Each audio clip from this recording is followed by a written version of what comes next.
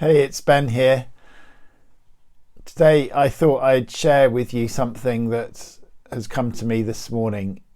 You'll know that I am a fan of daily Bible readings, and I follow a particular plan that takes you through the whole of the Bible in a year. And by doing that, you read some of the stuff that we wouldn't normally look at and some of the stuff that's really difficult.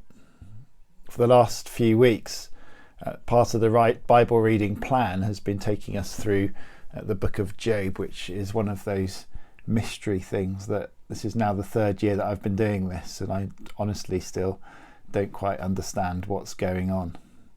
If you know anything about the story of Job, you'll know that he was a holy man, and God just takes away everything from him, takes away his wealth, his family, his health.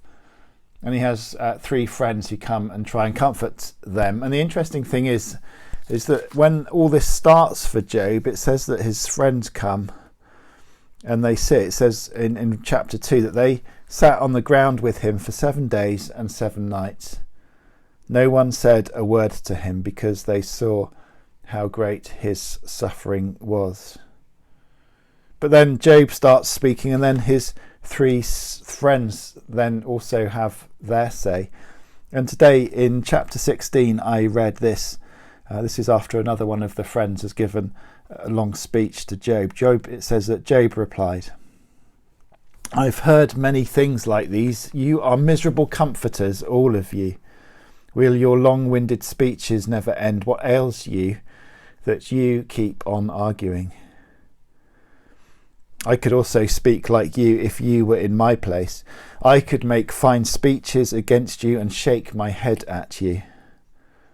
But my mouth would encourage you. Comfort from my lips would bring you relief. Yet if I speak, my pain is not relieved, and if I refrain, it does not go away." And that's made me think about this time we're in. This time when almost for a year we've been pretty much isolated.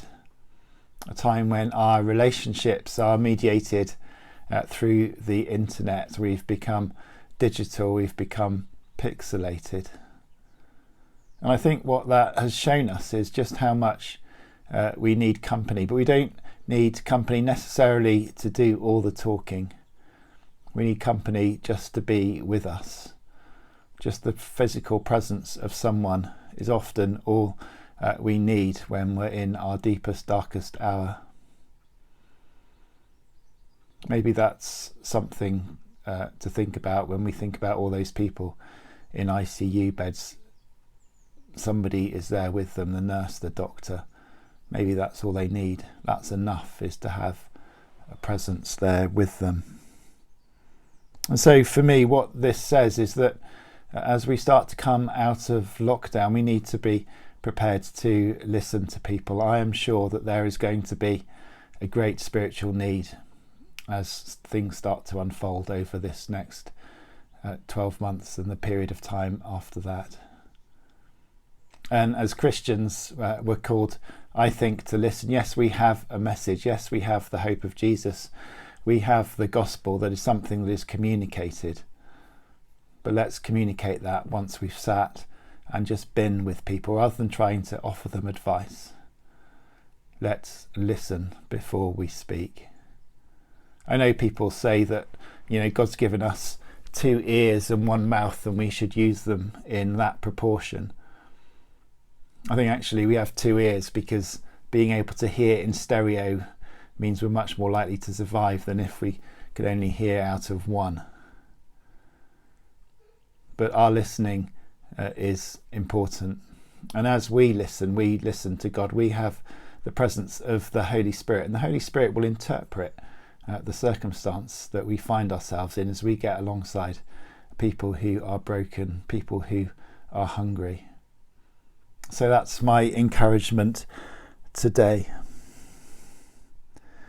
To sit and listen, invite the presence of the Holy Spirit to be our ears. And then to speak when we have something to say, but only once we've listened to what's on people's hearts. Bless you.